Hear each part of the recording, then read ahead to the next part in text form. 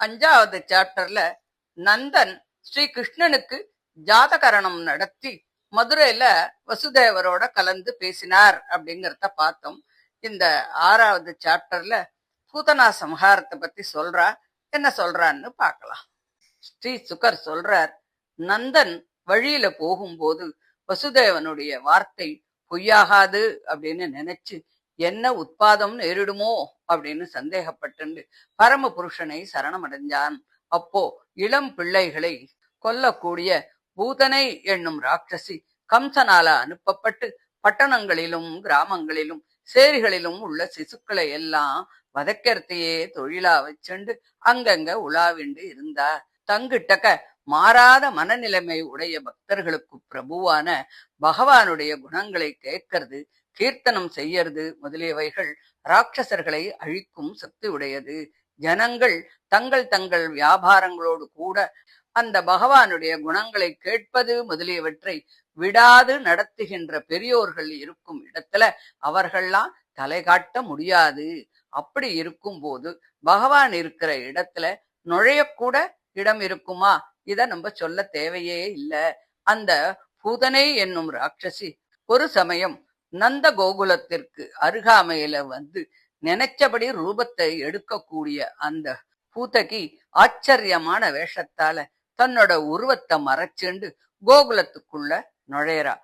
அவள் பருத்து அழகிய நிதமங்களாலும் அதே போன்ற கொங்கைகளின் பாரத்தாலும் வரிந்து முறிவது போன்ற சிறு இடையாலும் அழகிய ஆடையாலும் அசைகின்ற காதணிகளில் ஒளியோடு முன் நெற்றி மயிர்களால் அலங்கரிக்கப்பட்டு தலைச்சொருக்கில் மல்லிகை புஷ்பமும் அணிந்து அழகிய புன்னகையோடு கூடின கடைக்கண்களில் இருந்து பரவுகின்ற நோக்கத்தால இடைச்சேரியில் உள்ளவர்களின் மனசை அப்படியே பறிச்சுட்டா. கோபிமார்கள் அவளை பார்த்து ரொம்ப அழகாக இருக்கக்கூடியவளும் கையில் தாமரை மலர் உடையவளுமான ஸ்ரீ மகாலட்சுமி தான் தன் கணவனான பரமபுருஷனை பார்க்கறதுக்காக இங்க வந்திருக்கா போல இருக்கு அப்படின்னு நினைக்கிறா. பாலர்களை வதைக்கும் அந்த பூதனை இடைச்சேரியில சிசுக்களை தேடிக்கொண்டு தெய்வாதீனமாக தன்னுடைய அழகை கண்டு மெய்மறந்து போயிருக்கின்ற கோபிகைகளால் தடுக்கப்படாமலேயே நந்தகோபனுடைய மாளிகையில நுழைஞ்சு அசத்துக்களுக்கு மிருத்தியும் தன்னுடைய தேஜஸை மறைத்து கொண்டு பஸ்மத்துல மறைந்து இருக்கிற அக்னி போன்று இருப்பவனுமான பாலகனை படுக்கையிலே பார்க்கிறா. அசையும் அசையாத சமஸ்த பூதங்களுக்கும் அந்தராத்மாவாகி அவற்றின் மனோபாவங்களை எல்லாம் அறிந்த அந்த பரம புருஷன் அந்த பூதனை பாலகர்களை வதைக்கும் கிரகம் அப்படின்னு நன்னா தெரிஞ்சின்றவன் தான். இருந்தாலும் சங்கல்ப மாத்திரத்தினால அவன் வதைக்கக்கூடியவன். இருந்தாலும் ஒண்ணுமே பேசாம இருந்தான்.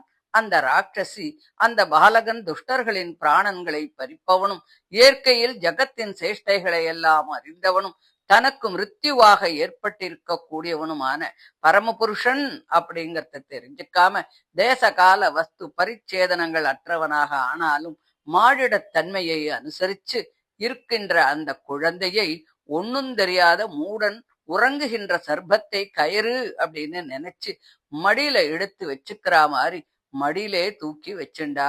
அந்த பாலகனுடைய தாய்மார்களான யசோதை, ரோகிணி இவாள்லாம் கொடுமையான எண்ணத்தை உடையவளானாலும் மேலுக்கு ரொம்ப அனுகூலமான பாவங்களோடு இருக்கிறவளும் உரையிலே சொருகப்பட்ட கூருள்ள கத்தி போன்றவளும் பெண்ணின் உருவத்தை கொண்டு இருப்பவளுமான அந்த பூதனையை பார்த்து அவளுடைய தேஜஸ்னால மதிமயங்கி சும்மா பார்த்துட்டே இருந்தாளே தவிர அவளை யாருமே தடுக்கல.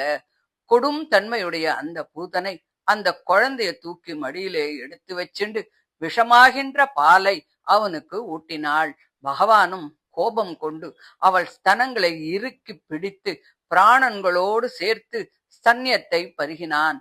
அப்பொழுது அவள் சமஸ்த பிராண மர்மங்களிலும் பீடிக்கப்பட்டு போதும் போதும் என்னை விடு விடு அப்படி என்று கத்தியும் கூட கண்களை மலர விழித்து பாதங்களையும் புஜங்களையும் அடிக்கடி உதைச்சு உடம்பெல்லாம் புழுங்கப் பெற்று சத்தம் போட்டா.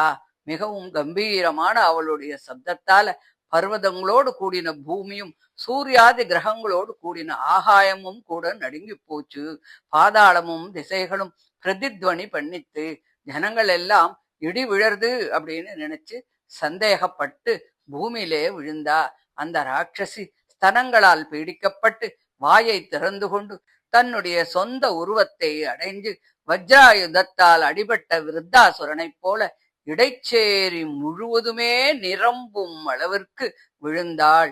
அவளுடைய தேகம் கீழே விழும்போது இடையில் உள்ள மரங்கள் எல்லாம் கூட முறிஞ்சு போயிடுத்து. அந்த சரீரம் ரொம்ப பெருசாக அற்புதமாய் இருந்தது.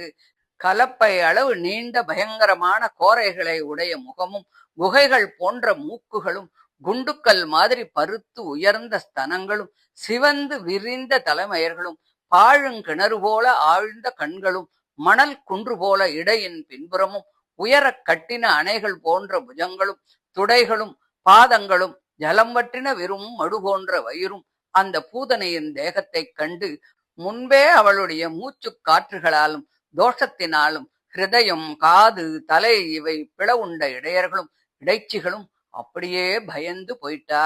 கொஞ்சம் கூட பயம் இல்லாம அவள் மேல ஏறி விளையாடின்னு இருக்கிற அந்த பாலகனை ஓடி போய் பரபரப்போடு எடுத்து தூக்கிண்டு வந்தா.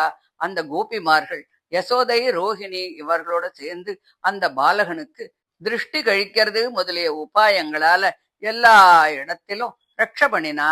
முதல்ல குழந்தைக்கு பசுவின் மூத்திரத்தினாலும் பிறகு பசுவின் தூளாலும் ஸ்நானம் பண்ண வச்சு கோமயத்தினால நெத்தி முதலிய 12 இடங்கள்ல 12 நாமங்களால ரட்சை பண்ணினா.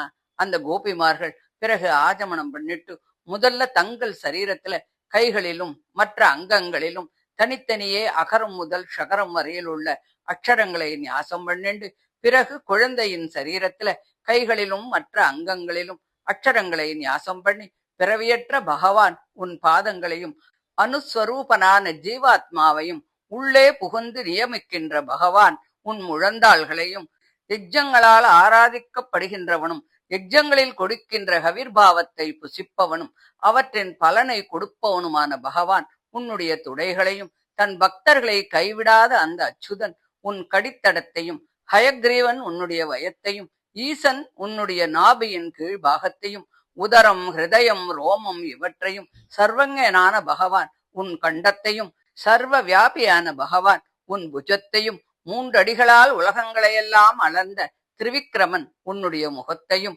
ஈஸ்வரன் உன்னுடைய சிரசையும் பாதுகாக்கட்டும். சக்கராயுதம் தரித்த பகவான் முன்னிலும் கதையேந்தின பகவான் பின்னிலும் தனுசை தரித்த மதுசூதனன் கத்தியை தரித்த அஜிதன் இவர்கள் பக்கங்களிலும் சங்கம் தரித்த பகவான் ஆக்னேயம் முதலிய கோணங்களிலும் உபேந்திரன் மேலும் ஹலாயுதன் கீழும் சர்வாந்தராத்மாவான பரம புருஷன் எல்லா பக்கங்களிலும் உன்னை பாதுகாக்கட்டும். ரிஷிகேசம் உன்னுடைய இந்திரியங்களையும் நாராயணன் உன் பிராணனையும் ஸ்வேதத்வீபநாதன் உன் சித்தத்தையும் யோகேஸ்வரன் உன் மனத்தையும் கிருஷ்ண கர்ப்பன் உன் புத்தியையும் பிரகிருதி புருஷர்களை காட்டிலும் விலட்சணனான பகவான் உன் அகங்காரத்தையும் பாதுகாக்கட்டும். விளையாடிக் கொண்டிருக்கும் பொழுது கோவிந்தனும் படுத்துண்டிருக்கும் பொழுது மாதவனும் நடக்கும் போது வைகுண்டனும் உட்கார்ந்திருக்கும் போது ஸ்ரீயப்பதியும் புசிக்கும் பொழுது பயங்கரனான யஜ்ஞ புருஷனும் உன்னை பாதுகாக்கட்டும். டாகினிகள் யாதுதானிகள் கூஷ்மாண்ட கிரகங்கள் முதலிய பால கிரகங்களும் பூத பிரேத பிசாசர்களும் யக்ஷ ராஷ்டிரச விநாயகர்களும் கோட்டரை ரேவதி ஜேஷ்டை பூத்தனை மாத்திருகை முதலியவர்களும் தேகம் பிராணன் இந்திரியம் இவற்றை அழிக்கும் தன்மையுள்ள உன்மாத கிரகம் அபஸ்மார கிரகம் முதலியவைகளும் சொப்பனங்களில் புலப்படுகின்ற பெரிய உட்பாதகங்களும் விருத்த கிரகங்கள் பால கிரகங்கள் இன்னும் என்னென்ன உண்டோ அவைகளும் எல்லா துஷ்ட கிரகங்களும் ஸ்ரீ மகாவிஷ்ணுவினுடைய நாமோச்சாரணத்தினால பயந்து நசித்து போகட்டும் அப்படின்னு சொல்லி ரட்ச பண்றார். நிலை நின்ற அன்புடைய கோபிகைகளால் இப்படி ரட்சை செய்யப்பட்ட புதல்வனை தாயான யசோதை எடுத்துண்டு போய் பால் கொடுத்து படுக்க வைத்தாள். அப்போ நந்தன் முதலிய இடையர்கள் மதுரையிலேருந்து கோகுலத்துக்கு வந்து பூதனையின் தேகத்தை பார்த்து ரொம்ப ஆச்சரியப்பட்டா. வசுதேவன் சொன்னபடியே இப்போது உத்பாதம் உண்டாயிருக்கே பார்த்தேளா? அந்த வசுதேவன் பூர்வ ஜென்மத்துல ரிஷியாகவோ யோகீஸ்வரனாகவோ இருந்திருக்கணும். இப்போ இப்படி பிறந்திருக்கணும், இது நிச்சயம். இல்லாட்டா அவனுக்கு இது எப்படி தெரியும்? அல்லது ஒரு ரிஷியாவது யோகீஸ்வரனாவது நமக்கு அப்படி வசுதேவன் மாதிரி தெரிஞ்சிருந்திருக்கணும். இது என்ன ஆச்சரியமா இருக்கு அப்படின்னு கோபர்கள் ஒத்தருக்கொத்தர் பேசிக்கிறா. அனந்தரம் அந்த இடையர்கள் அந்த பூதனையின் சரீரத்தை கோடாளிகளால கை வேறு கால் வேறாக தனித்தனையாக வெட்டி வெகு தூரத்துல கொண்டு போய் போட்டு கட்டைகளை போட்டு அடுக்கி கொளுத்துறா. ஸ்ரீகிருஷ்ணன் ஸ்தன்யபானம் செஞ்ச சம்பந்தத்தால அந்த க்ஷணமே அவளுடைய பாபங்கள் எல்லாம் தொலைஞ்சு அந்த பூதனையின் சரீரத்தை கொளுத்தும் போது அதிலிருந்து கிளம்பி வரும் புகை அகில் புகையின் வாசனை போல வாசனையோடு இருந்தது. உலகத்தில் உள்ள இளைஞர்களை எல்லாம் வதைத்துக் கொண்டிருந்தவளும் இரத்தத்தை புசிக்கும் ராட்சசியுமான பூதனை கொல்லணும் என்ற எண்ணத்துடன் ஸ்ரீகிருஷ்ணனுக்கு ஸ்தன்யம் கொடுத்து பெரியோர்கள் பெறக்கூடிய பரமகதியாகிய முக்தியை அடைஞ்சுட்டா. பரமாத்மாவான ஸ்ரீகிருஷ்ணனுக்கு மிகவும் அன்பிற்கு இடமான ஏதேனும் ஒரு வஸ்துவை அன்புடைய அவன் தாய்மார்களைப் போல ஸ்ரத்தையோடும் பக்தியோடும் கொடுப்பவன் நல்ல கதியை அடைவான் அப்படிங்கறதுல ஏதானும் சந்தேகம் இருக்க முடியுமா? பகவான் பிரம்மாதிகளாலும் புகழக்கூடிய பக்தர்களின் ஹிருதய கமலத்துல இருக்கக்கூடிய தன்னுடைய பாதங்களால அவளுடைய அங்கத்தை மிதிச்சு ஏறி ஸ்தன்யபானம் பண்ணினான். அந்த ராட்சசியும் மகானந்த ஸ்வரூபனான அந்த பரம புருஷனோடு ஒத்து இருக்கும் முக்தியை அடைஞ்சா. அந்த பகவானால் பருகப்பட்ட முளைப்பால்களை உடைய பசுக்களும் தாய்மார்களும் முக்தியை பெற்றார்கள் அப்படிங்கறதுல எந்த சந்தேகமும் இல்லை. அந்த பசுக்களும் தாய்மார்களும் பிள்ளை என்னும் சிநேகத்தினால முளைப்பால்களை மேலும் மேல பெருக்க அவற்றையெல்லாம் ஸ்ரீகிருஷ்ணன் நிரம்ப பானம் செய்தானே. கைவல்யம் முதலிய சமஸ்த புருஷார்த்தங்களையும் கொடுப்பதற்காகத்தானே பகவான் தேவகிக்கு இப்படி பிள்ளையாக வந்து பிறந்தான். ஸ்ரீகிருஷ்ணனை ஓயாமல் பிள்ளையென்று பாவித்துக் கொண்டிருக்கின்ற அவன் தாய்மார்களுக்கு தேகாத்ம பிரமம் முதலிய அஞ்ஞானத்தினால் விளைகின்ற சம்சாரம் மறுபடியும் உண்டாகாது. இடையர்கள் அந்த பிணப்புகையின் வாசனையை முகந்துவிட்டு இது என்ன ஆச்சரியமா இருக்கு, இப்படிப்பட்ட பரிமளம் எங்கேருந்து வந்தது அப்படின்னு சொல்லிக்கொண்டே இடைச்சேரியில நுழைஞ்சா. மதுரையிலிருந்து வந்த நந்தன் முதலியவர்கள் பூதனை வந்தது முதல் அவள் மரணம் அடைந்ததையும் குழந்தை க்ஷேமமாக இருப்பதையும் கேட்டு ஆச்சரியப்பட்டா. தேசாந்தரம் போய் வந்த ஆழ்ந்த மனமுடைய நந்தன் புதல்வனை எடுத்து உச்சி மோந்து ஆனந்தம் அடைந்தார். பூதனை மோட்சம் அடைந்த இந்த விருத்தாந்தத்தையும் ஸ்ரீகிருஷ்ணனுடைய அற்புத செயலையும் மன ஊக்கத்துடன் கேட்கும் புருஷன் பூமியை பாதுகாக்கும் பொருட்டு அவதரித்த பரம புருஷனான அந்த ஸ்ரீகிருஷ்ணன் கிட்ட கட்டாயம் பக்தி அடைவான் அப்படின்னு சொல்லி இந்த 6வது அத்தியாயத்தை முடிக்கிறார். இதை தொடர்ந்து சகடாசுரனை முறித்தலும் திருணாவர்த்தனை மாய்த்தலும் வாயில் விஸ்வரூபத்தை காட்டுதலும் அப்படிங்கறத சொல்றா. அத அடுத்த ஆடியோவில் பார்க்கலாம். தேங்க்யூ.